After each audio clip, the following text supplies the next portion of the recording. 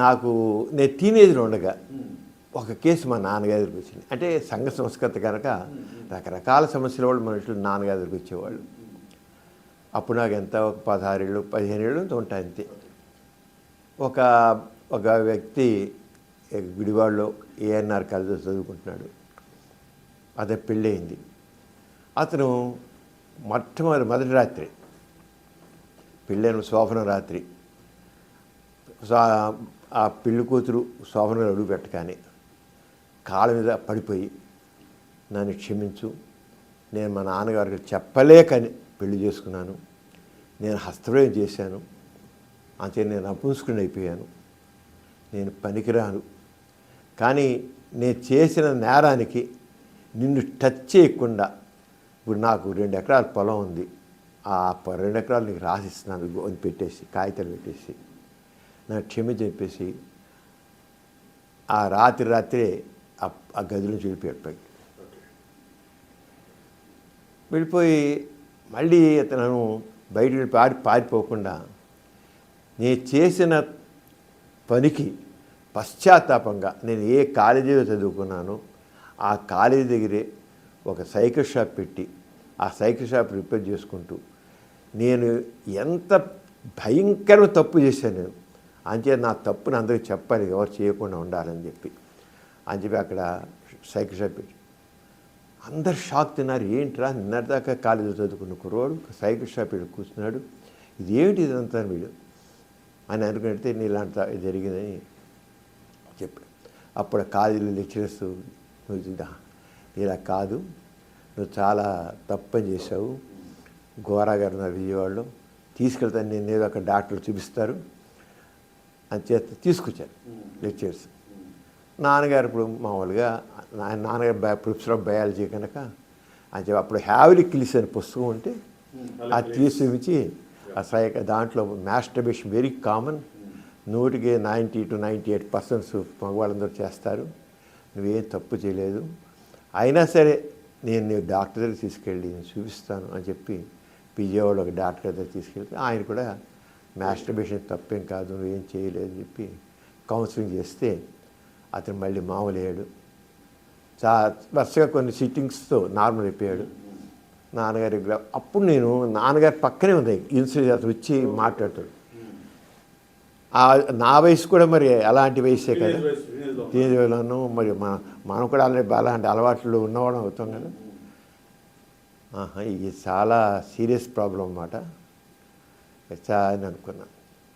ఆ టైంలో ఇక్కడ ఒక నేచర్ క్యూరింగ్ ఒక పేపర్ వచ్చేది, దాంట్లో కూడా మాస్టర్బేషన్ చాలా ప్రమాదకరమైనది, భయంకరమైనది, హానికరమైనది అని చెప్పి అలాగా రాశారు. చదువుతుండడం వల్ల మరి చాలా మాకు భయం వేస్తుండేది. ఈ కుర్రాడిని చూసాం, ఇక్కడ ఇలాగా ఈ రాత్రిని చూసి ఏంటనుకున్నాం. సరే నేను నాన్నగారితో పాటు ఆ కేసు తగ్గ ఫాలో అయితే కాదు, ఏదో దీన్ని సైంటిఫిక్గానే ఆలోచించాలి. అప్పుడు ఇంకా నేను మెడిసిన్లో అడుగు పెట్టలేదు, ఏం చేయలే. కానీ దట్ రింగ్ మై మైండ్, ఏంటిది ఎంత కామన్ అన్నారు, 80 to 88%, 90 to 98% అంటున్నారు, ఇంత కామన్ ప్రాబ్లం అని. మరి నా ఫ్రెండ్స్ కూడా చెప్తుండేవాళ్ళు, అరేరా ఇది అయిపోతుంది, ఏంటిరా నేను చేయలేకపోతున్నాను, ఆపలేకపోతున్నాను రా అంటుండేవాళ్ళు. సరే మెడిసిన్లో జాయిన్ అయ్యాను. మెడిసిన్ చదువుతుంటే నేను ఫస్ట్ ఇయర్లో ఉండగా ఇంకా మాకు ఇంకా క్లినికల్ సైడ్ ఏం లేదు. అప్పుడే మా ఫ్రెండ్స్ వచ్చి వాళ్ళందరూ నా ఫ్రెండ్స్ వచ్చి మా కాలేజీలో చదువుతున్న కుర్రవాళ్ళు, ఆర్ట్స్ కాలేజీలో చదువుతున్న కుర్రవాళ్ళు వచ్చి ఏ సమరం ఏంటి, దీనికి ఏం చెప్పాలి, ఎలా కంట్రోల్ చేత కావట్లేదని చెబుతుండేవాళ్ళు. కానీ మదర్ ఏముంటున్నప్పుడు ఇంకా జస్ట్ స్టూడెంట్స్. నేను 5th ఇయర్లో ఉండగా మెడిసిన్ చదువుతున్న ప్రీ ఫైనల్ ఉన్నప్పుడు మా మెడిసిన్ ప్రొఫెసర్ గారు కొద్దిగా లేట్గా వచ్చారు. ఇప్పుడు లేట్గా ఎందుకు వచ్చానో తెలుసా, నా దగ్గరికి ఒక ఐఏఎస్ వాడు వచ్చాడు, ఐఏఎస్ చదివాడు, ఐఏఎస్ ఆఫీసర్, కలెక్టర్ వాడు, పెళ్ళి కాబోతుంది, కలెక్టరే కానీ వాడి గురించి వాడికి ఏమీ తెలియదు, నాకు వీర్యం పోయింది, అస్తమయం చేసే వీర్యం పోతుంది, నేను చాలా వీక్ అయిపోతున్నాను, వాడు పెళ్లి చేసుకోవాలి చాలా భయంగా అని అడిగాడు. ఏంటి వాడు కలెక్టర్, వాడు 37 డర్టీ సెమెన్ అన్నాడు. ఇప్పటికి నా కళ్ళ మీద అప్పుడు ఉసిరేరన్నమాట. డర్టీ సెమెన్ దానికి ఎంత ఇది అనేసి, ఇవన్నీ వస్తాయి, మీరందరూ చాలా ఇలాంటివన్నీ మీరు డీల్ చేయాలి మీరు అందరూ అని అప్పుడు ఆయన చెప్పాడు. చెప్పి చాలా గట్టిగా చాలా ఇదిగా మాట్లాడాడు. ఇదంతా మాస్టర్బేషన్ తప్పేం కాదు, వీర్యం విలువైనదే కాదు, ఇక ఒక 100 రక్తపడితో ఒక వీరి పొడి సమానం అంతా పెట్టి థ్రాష్ అని చాలా రోజు క్లాస్ తీసేసుకున్నాడు ఆయన. ఆ క్లాస్ మా అందరి బుర్రలో తిరిగింది. ఇంకా నేను ప్రాక్టీస్ పెట్టాక ఇక మన లైవ్లో నుంచి రోజు సాయంత్రం నాకు కుర్రోళ్ళు నలుగురు వచ్చేసేవాళ్ళు. ఇక అది ఈ ఏరియా అంతా నేను ఒక్కనే ఉండేవాడిని. నేను జనరల్గా నేను చాలా యూత్తో చాలా స్నేహంగా ఉండే, మొదటి నుంచి నాకు అలవాటు. చాలా కుర్రాళ్ళతో అందరూ చాలా స్నేహంగా ఉండేవాడు. అందరూ వచ్చి ప్రతివాడు చెప్పేవాడు, ఇలా ఇప్పుడు నాకు వచ్చిందనేవాడు, నాకు బీరం పోతుండేవాడు, అస్తమం చేస్తుండేవాడు, స్వప్నకాలం ఇవన్నీ చెప్తుండేవాళ్ళు. అప్పుడు నేను ఇక లాభం లేదని దాని గురించి స్టడీ చేయడం బలెట్టాను. అప్పుడు ఇప్పుడు ఈ సాహిత్యం లేదండి, ఇప్పుడు అందరికి అందుబాటులో ఉంది. అప్పుడు ఏం లేదు, అందుబాటులో లేదు. అది నాకు అసలు ఇవన్నీ చెప్తే చూసేది కింద పడ్డా మీరు తెలుసుకున్నా, చాలా నాకు థ్రస్ట్ నా దాని గురించి చాలా ఎక్కువైంది తెలుసుకున్నాను. ఆల్ ఇండియా రేడియోలో నేను రెగ్యులర్గా నా టాక్స్ వచ్చుతుండేవి. ఒక రోజున చెప్పా, ఏమండి ఇది చాలా బర్నింగ్ టాపిక్, ఇది మాస్టర్బేషన్ గురించి, వీర్యం గురించి ఓ టాపిక్ చేసి మాట్లాడదామని చెప్పి మా టాపిక్ ఇచ్చా, సెక్స్ గురించి అపోహలు అని. Tremendous response. వాళ్ళు చెప్పారు ఫస్ట్ ఎపిసోడ్ ఒక పబ్లిక్లో దాని మీద మాట్లాడింది. నేను చేసి ఏమని వాళ్ళు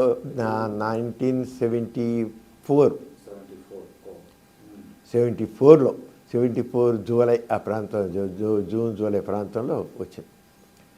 వచ్చి వాళ్ళు చెప్పారు, మా ఆల్ ఇండియా రేడియోకి ఏనాడు ఇన్ని ఉత్తరాలు రాలి, వారం రోజుల్లో 10,000 ఉత్తరాలు వచ్చాయి అప్రిషియేట్ చేస్తూ అని చెప్పారు వాళ్ళు. అదే టైంలో ఏనాడు పేపరు వైజాగ్లో మొదలెడుతున్నారు. అది దాదాపు అక్కడ ఏనాడు ఫస్ట్ పేపరు వైజాగ్ దాదాపు లోకల్ ఎడిషన్లా ఉండేది మొత్తం. రామోజీ గారు ఫోన్ చేశారు, నేను విన్నాను ఈ రేటాకు, ఇది చాలా అవసరం. నేను అన్నదాత పేపర్ ఉంది నాకు, ఆ పేపర్లోనే అసలు నాకు ఇలాంటి మా ఫ్యామిలీస్లో ఇలాంటి కొంతమంది చాలా ఇబ్బంది పడ్డారు, అంచేత నువ్వు ఇది గురించి ఎడ్యుకేట్ చేయాలి, నేను రెడీగా ఉన్నాను, నువ్వు రాయాలి. నాకు తెలిసి చాలా లిమిటెడ్ అండి, ఏం లేదంటే చాలా ఆ లిమిటెడే నువ్వు రాయి, నీకు ముందు అసలు నీకు చెప్పాలనేది ఇది ఉంది, కుతూహలం ఉంది, చేయి నువ్వు గట్టిగా అన్నారు. చాలా గట్టిగా ఫోర్స్ చేశాను. నేను అన్నాను, నాకు తెలిసింది చాలా కొద్ది అండి, పేపర్లో చాలా నాలెడ్జ్ ఉండాలి, నేనే ఎవరు దీంట్లో ఎక్స్పర్ట్ ఎవరు లేరు, నాకైతే కాదు కాదు చేస్తున్నాను. ఈనాడు మొదలెట్టిన 3వ రోజునే ఆదివారం, అది గురువారం ఎప్పుడు పేపర్ మొదలైంది, ఆదివారం నాడు నాకు ఫస్ట్ ఎపిసోడ్ వచ్చింది.